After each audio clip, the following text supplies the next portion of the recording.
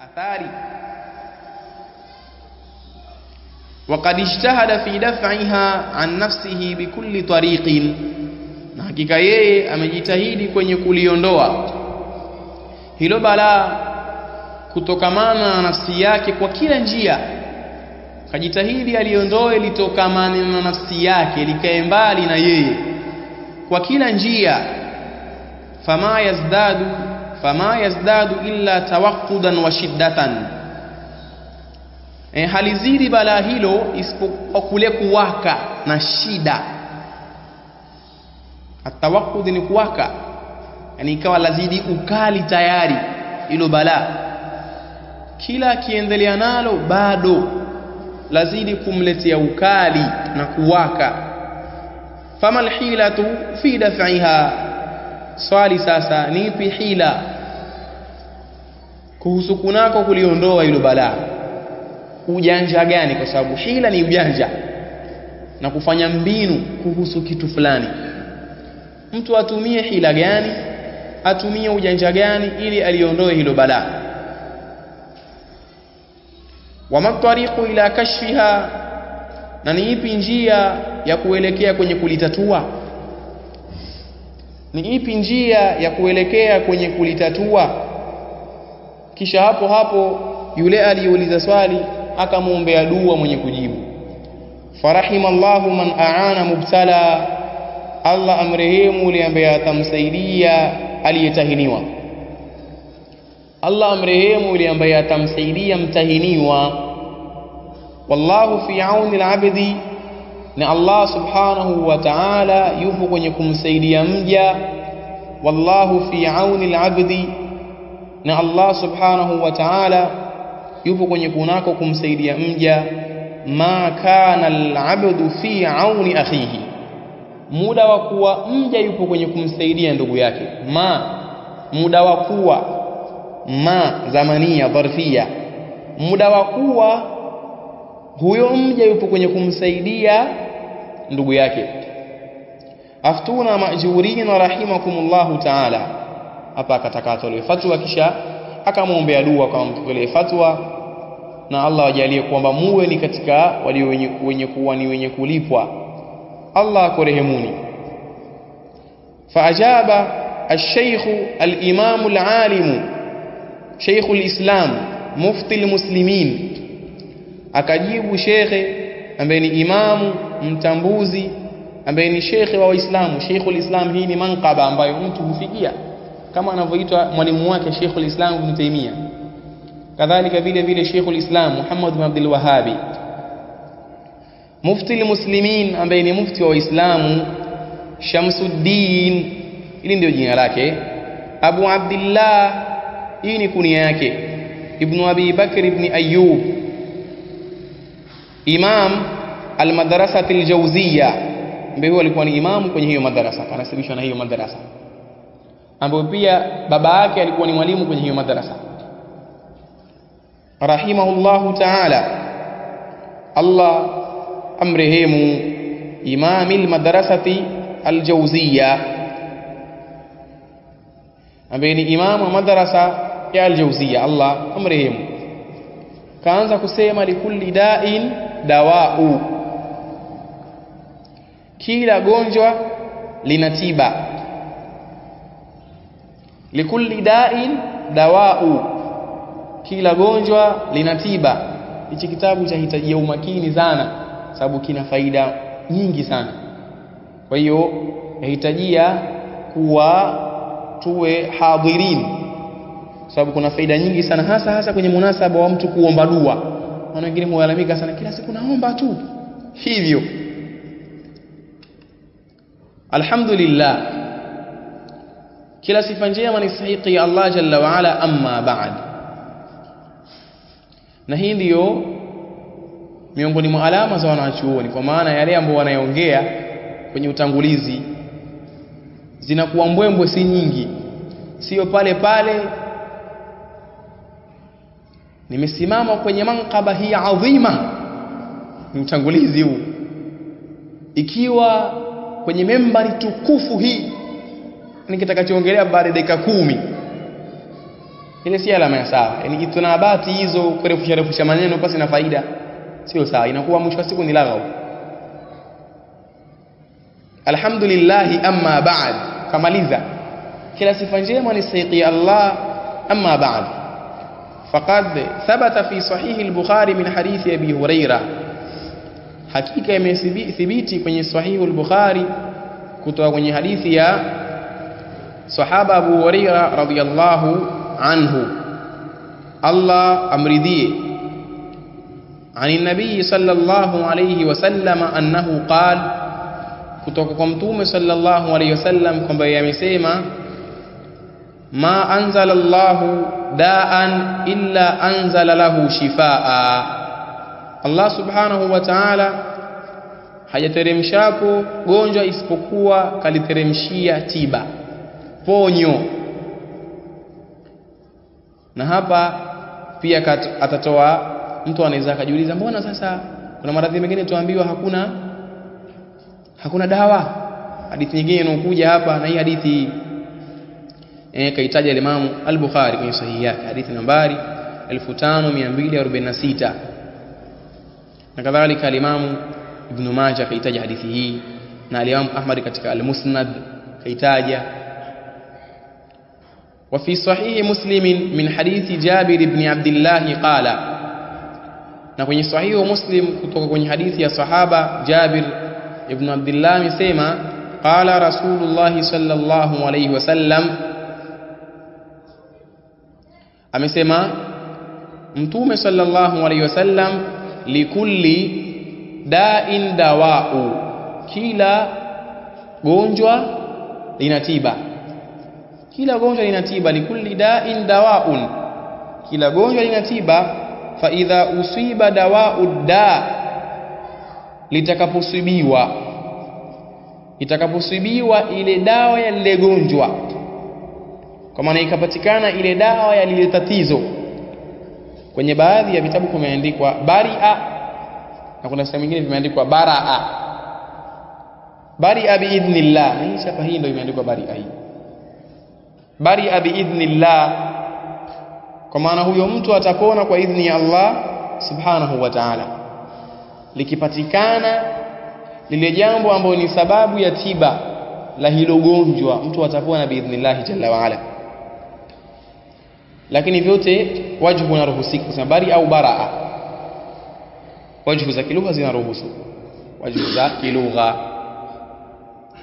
Kadhalika vile vile katika yale ambayo tutayaona hapa ni kuwa yatakiwa pia ile sababu mtu anayoichukua iafikiane na kile kinachochukuliwa sababu. Kwa sababu hapa akasema fa idha usiba dawa'u da, kwa maana kwamba ile dawa ipatikane ya hilo gonjwa, isiyo mwana homa alafu watafuta dawa ya malaria, uweza ukafa wewe. Kwa maana ile sababu unayoichukua kuondosha hilo tatizo iafikiane na kile kinachochukuliwa nini? Sababu. Unachukua sababu ambayo ni hiyo dawa, kinachochukuliwa sababu ni maradhi. Papatikane maafikiano baina ya sababu na kile kinachochukuliwa sababu. Hadithi hii kaitaja al-Imam Muslim. Wa fi musnad al-Imam Ahmad min hadithi Usama ibn Sharik, na katika musnad ya al-Imam Ahmad kutoka kwenye hadithi ya Usama ibn Sharik ani nabii sallallahu alayhi wasallama qal, kutoka kwa mtume sallallahu alayhi wasallam amesema, inna Allaha lam yunzil da'an illa anzala lahu shifaan, Allah subhanahu wa ta'ala hajapata kuteremsha gonjwa isipokuwa ameliteremshia tiba, ponyo, gonjwa lolote. Lakini sasa pale tuliposema kwamba mbona wengine wanasema kwamba maradhi fulani hayana tiba, kasema mtume alimahu man alimahu wa jahilahu man jahilahu, hiyo tiba ya hilo gonjwa kaifahamu ile aliyoifahamu na hakuifahamu ile ambaye hakuifahamu, kwa maana sio shati ujue, lakini Allah kaiteremshia. Kuna watu ambao walishapata kuambiwa mahospitali kwamba wewe huponi wewe, aweka kae tu uguzwe hivyo, pengine kwamba kwa hapo ulipofikia wewe subiri tu hiyo kadari ya Allah ipite kwako basi kisha kazi. Lakini huyu akashauriwa tu na watu mitaani, hebu tumia miti fulani, chemsha pengine unywe, hivyo akapona. Kwa hiyo wale kule sio ajabu kutokujua nini, kutokujua tiba ya kile ambacho kinamsumbua huyu mtu, kwa sababu yani qad yumkinu an ta'lama shay'an wa taghiba anka madha ashiya'u, huenda ukajua kitu alafu ikawa kuna vitu chungu mzima uvijui. Kwa hiyo kule kuteremsha Allah subhanahu wa ta'ala tiba ya ilo gonjwa, sio sharti ya kwamba eti kila mmoja awe anajua hiyo tiba.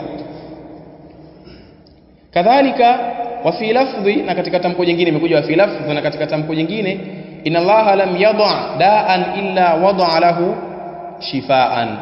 Allah subhanahu wa ta'ala hajaikapo gonjwa lolote, hajapatapo kuweka gonjwa lolote isipokuwa gonjwa hilo kaliwekea tiba, kaliwekea tiba, ponyo au dawaan. Kwenye baadhi ya hii ni shakku rawi, au dawaan, isipokuwa kaliwekea hilo gonjwa dawa.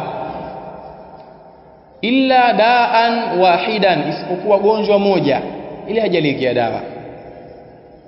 Ni tatizo ambalo kama Allah atajalia umri wako utarefuka, basi hilo jambo hajaliwekea dawa.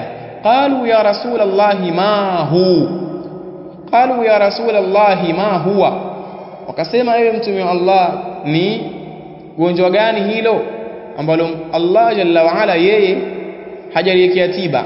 Qala alharam, mtume akasema uzee huu bwana, huu haujawekewa tiba, hususan idha hdawdaba dhahru, utakapopinda mgongo ule. Yani hapo hata upewe mashine usimamishwe hivi, huwezi kusimama wewe, utakaa vile vile.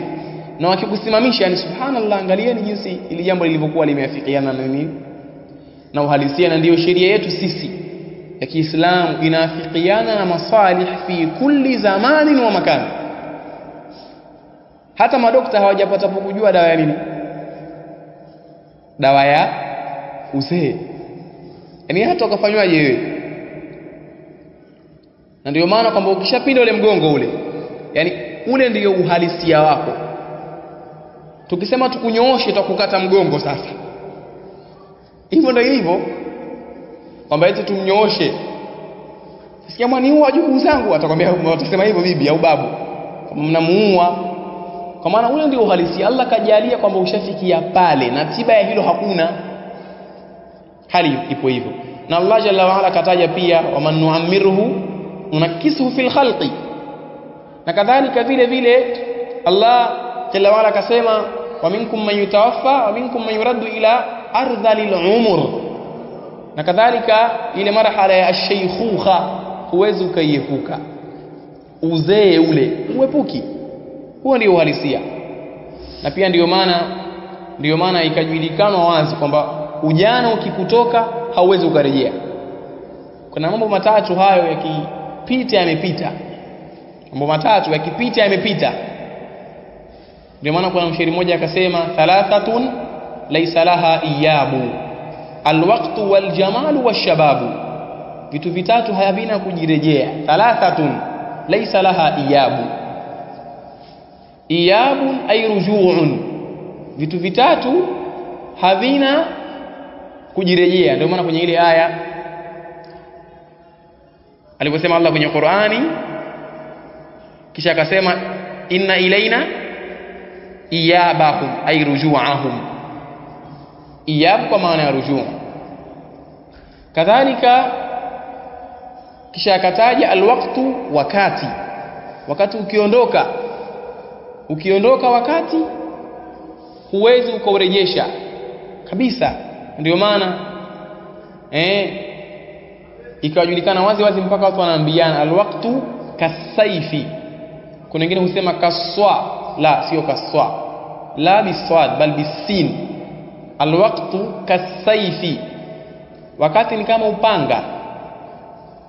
Kisha wakasema illam taqta'ahu qat'aka, upanga usipokata utakukata. Ndio hivyo. Kisha baadaye akasema ipo wazi hivi. Na ndio maana katika mambo Mtume sallallahu alaihi wasallam aliyoyahimiza katika ile hadithi ya kwamba mtu afaidike na matano kabla ya matano, igtanim khamsan qabla khamsin, katika hayo wa hayataka qabla mautik, uhai wako, na uhai ndio muda, na uhai ndio muda. Na ndio maana katika hadithi nyingine pia imekuja ni'matani maghbunun fihima kathiru minan nas, as-sihhatu wal faragh. Neema mbili wengi wamepunjwa neema hizi, yani hawajapewa: afya na faragha, muda, wakati. Ndio maana kila mmoja kwamba nipo nje ya muda, kila mtu jali muda, wakati upo nje na sisi hivyo. Kisha akasema wal jamalu, na uzuri, katika vile vitatu vile ambavyo havirejei, uzuri pia nao haujirejei. Ikifikia hatua kwamba wewe ulikuwa mzuri kwenye ujana, ukishazeeka ngozi hata uipige pasi hainyoki, hata mafuta hata pasi, bali uzozidi kuyunguza ikunjane bure. Ndio hivyo. Kisha mwisho mahalu shahi washababu, na ujana. Mtu akishakuwa mzee, basi ujana ndiyo yeye kashauaga, na ujana nao ushamuaga, hakuna kurejeana baina yake yeye na huo ujana. Kwa hiyo uzee Allah jalla waala hajauteremshia nini? Dawa wala tiba. Na vile vile kadhalika vile vile anasema qala at-Tirmidhi hadha hadithun sahihun, amesema Imam at-Tirmidhi hadithi ni sahihi. Wa hadha ya'ummu adwa al-qalbi war-ruhi wal-badani wa adwiyataha. Na ile ambalo kalielezea Mtume hapa kuhusu dawa pamoja na tiba, kwamba Allah kavileta pamoja, isipokuwa kitu kimoja tu hakuleta Allah jalla waala tiba yake ambayo ni nini? Ni uzee. Yaenea yale magonjwa adwa'u ni jamu ya da'u, adwa'u ni jamu ya da'u. Ili jambo la enea magonjwa ya moyo pia husibiwa na maradhi, kadhalika vile vile na walbadan waruhi walbadan, na roho na kiwiliwili. Roho nayo hufikiwa na hali ya kuwa ina maradhi hiyo, na kiwiliwili nacho ndio usiseme hadith wala haraj. Wa adwiyataha, kadhalika na dawa zake. Na adwiya ni jamu ya dawaun, dawa.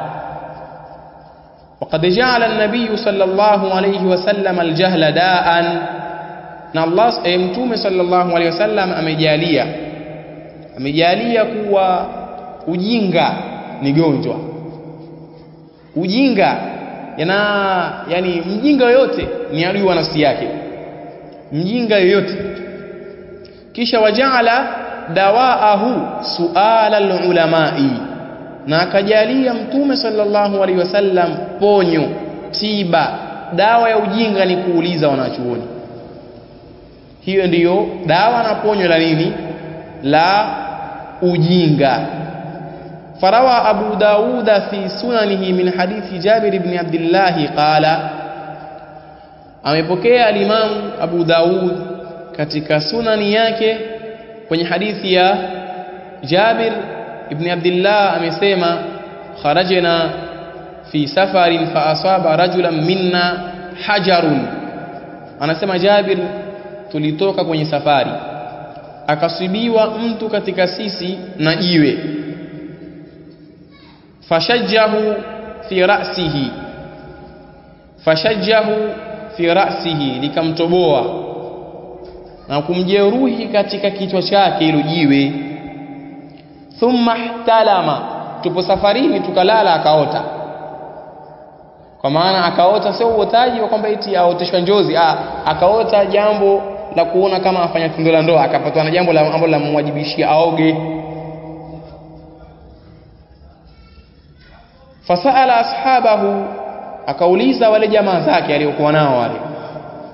Faqala, akasema sailan, kwa maana hali ya kuwa ni mwenye kuuliza, hal tajiduna li rukhsatan fi tayammumi, je mwapata au muna nyinyi kwangu mimi ruhusa inayoelezea kuhusu kutayammamu? Yani kuna kwenu nyinyi ruhusa kwamba mimi nitayammamu na ruhusika kisheria? Wao ilikuwa hawajui kama ruhusa ipo au haipo. Qalu ma najidu laka rukhsatan, akasema bwana sisi hatukuti kwa kweli ruhusa yote, kwa maana wewe hata kama una jeraha oga hivyo hivyo hivyo hivyo. Kadhalika wakamwambia wa anta taqdiru ala alma, na hali ya kuwa wewe unaweza nini? Kutumia maji. Waweza kutumia maji, kwa hiyo hatuwezi sisi na hatuna upande wako wewe ruhusa yoyote. Allahu musta'an. Faghtasala famata, akaoga akafa. Akaoga akafa kwa sababu ya baridi, na yeye alikuwa akapata majeraha. Sababu majeraha yani hali ya baridi, yani haiendani na mtu mwenye majeraha. Hali ya baridi haiendani na mtu mwenye majeraha. Falamma qadimna ala an-nabii sallallahu alayhi wasallam ukhbira bidhalika, pindi tulipofika kwa mtume sallallahu alayhi wasallam akapewa habari ya hilo kwamba ilitokea kadha kadha, na sisi tukampa mtu fatwa hivi, au kuna watu walimpa fatwa hivi. Faqala qataluhu qatalahumullah, akasema mtume wamemuua Allah na wawaue. Ingelikuja qatalahumullah ingelikuwa ina maana Allah walaani, Allah walaani. Kisha mtume baada ya kuona kwamba fatwa walioitoa imetokamana na gonjwa la ujinga, akaelekeza kwenye kunako tiba ya huo ujinga. Ala saalu idh lam ya'lamu, ala saalu idh lam ya'lamu, hivi kwa nini hawakuuliza pindi pale walipokuwa hawajui? Kwa nini hawakuuliza? Fa innama shifaa'ul 'ayyi su'alu, hakika si vingine tiba, ponyo, dawa la mjinga ni kuuliza. Dawa ya huyo mjinga, ponyo lake, tiba yake ni yeye kuuliza, aulize. Kwa hiyo pia ndio maana Waswahili wakatoa msemo kuuliza si nini? Si ujinga, si ujinga. Inma kana yakfihi an yatayammama wa ya'sira au ya'siba ala jurhihi khirqatan thumma yamsah alaiha wa yaghsila sa'ira jasadihi. Inma kana yakfihi, hakika si vingine ilikuwa yamtosheleza yeye, yamtosha yeye. An yatayammama, atayammamu, ilikuwa yamtosha atayammamu. Wa ya'sir au ya'sib ina maana moja, na afunge ala jurhihi khirqatan, kwenye lile jeraha lake kitambaa, kuafunge kitambaa kisha atayammamu. Thumma yamsaha alaiha, kisha wakati wa kutayammamu apanguse juu ya nini? Juu ya ilo jeraha, kwa maana pale ambapo kafunga kitambaa, kwa maana juu ya jeraha, kwa maana ni juu ya kitambaa kilichokuwa ya juu ya ilo jeraha. Wayaghsila sa'ira jasadihi, na aoshe baki ya nini? Ya kiwiliwili chake aoshe. Ila pale kwenye jeraha pale hatakiwi kuosha, aoshe juu ya kitambaa kilichokuwa ni kama hail na hajib na sutra baina ya jeraha na baina ya nini? Na baina ya hiyo sehemu ya juu ya jeraha. Fa akhbara, mtume akatoa habari, anna aljahla daun, kwamba ujinga ni gonjwa. Jinga ni gonjwa. Ndio maana utakuta watu, yani mtu anaweza akaongea jambo ambalo alinasibisha na dini, mpaka kujiuliza huyu ana akili gani ya kuongea hivi? Ndio yale maradhi yamsumbua, maradhi ya ule ujinga yamsumbua. Mtu afanya kusema kabisa kwamba eti kuna sahaba alikunywa mkojo wa mtume. Sasa yani ilikuwa hajui kama ni mkojo. Kuna maswali mengi yatakuja hapo. Ilikuwa hajui kama ni mkojo au mkojo wa mtume haukuwa najisi. Haukuwa najisi, mbona alikuwa akikojoa akiaudu tena? Kuna maswali chungu mzima. Sasa ujinga yani na matatizo na mengineo mengi ambayo yanatokea kama athari za ujinga. Kama hayo eka swafu mguu kwa mguu, sheitani asipite. Kama hapa kwenye nyufa apita hapa katikati, si hataogelea hapa. Haya ni yale maradhi yanamsumbua mwenye hayo maradhi. Wa anna shifaahu sual, na kwamba ponyo lake ni kuuliza. Ponyo na dawa ya ule ujinga ni mtu kuuliza, aulize. Sasa kujitia usogora kwamba jambo hulijui alafu aminyana moja kwa moja, wewe hutaki uulize, utakuwa na maradhi yako. Na mwisho wa siku unasema watu wabaya, ulianza wewe ubaya. Ilikuwa uulize. Na pia hapa pia sio sawa kama vile wanavyofanya watu kwamba eti kuuliza jero kupelekwa buku. Yaani mtu afanya kuandika kabisa kwamba kwenye kikao chao maskani yao, ukipita hapo ukiwa na swali hapo ukiuliza 500, ukijibu ukipelekwa kwa maana sehemu ambayo atakopelekwa kwa munasaba wa kuuliza 1000. Kwa chagua uulize utoe 500 uende mwenyewe, au upelekwe utoe 1000, au uulize ujibiwe na upelekwe utoe 1500. Yani kufunga ile milango ya ihsani baina ya watu, kusaidiana. Yani imefikia hatua kama mpaka milango ya ihsani midogo midogo kama hii pia tunafeli kwamba eti ukiulizwa wewe utoe sharti na umwekea anayeuliza kwamba akupe 500. La, sio sawa. Kadhalika kipengele kinachofuata, al-Qur'anu shifaa'un. Qur'ani ni ponyo, tiba. Qur'ani ni ponyo, yani kwa maana hapa ni biajmalihi au bikulliyatihi, kwa ule ujumla wake na ukamilifu wake, na kwa kuzingatia ule wote wake. Qur'ani ni ponyo. وقد أخبر سبحانه عن القرآن أنه شفاء، na ametoa habari Allah subhanahu wa ta'ala kuhusu Qur'ani kwamba ni ponyo. Faqala ta'ala, akasema Allah mtukufu, walau ja'alnahu Qur'anan a'jamiyya, na lau kama tungelijalia Qur'ani ajamia. Na ajamia ni lugha isiyokuwa ya Kiarabu, na watu wale wasiokuwa wa Kiarabu ni Waajemi.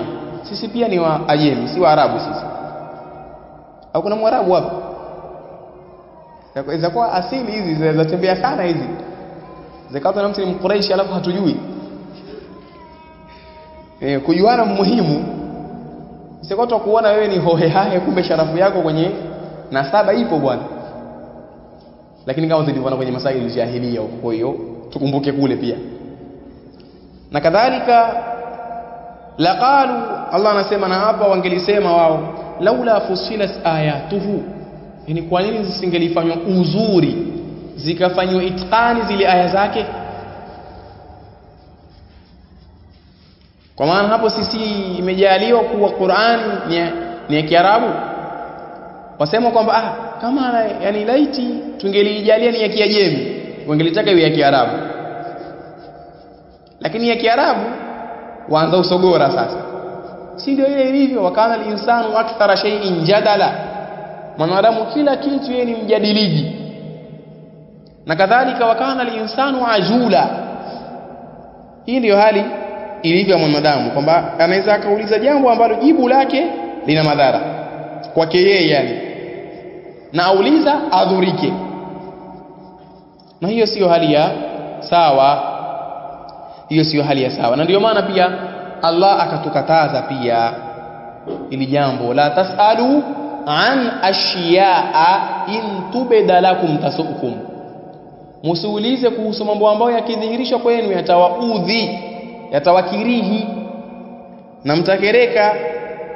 Mwisho wa siku lije swali la kimsingi kwako wewe, ulituma na nani uulize, kama wale sahaba au yule aliyeuliza.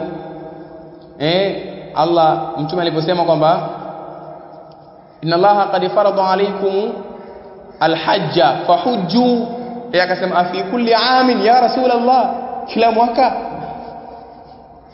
Mtume anasema wazi wazi, law qultu na'am la wajabat, ay fi kulli sana. Ningelisema ndio kila mwaka, basi ingelikuwa ni wajibu kila mwaka watu wakahiji. Si wajibu, ni mara moja tu. Lakini laiti ningelisema ndio, ingelipasa hii sababu ya kusema kwamba ningelisema ndiyo ingelipasa ilitokea kwa sababu gani? Kuuliza. Pia hivyo hivyo kuna mtu naye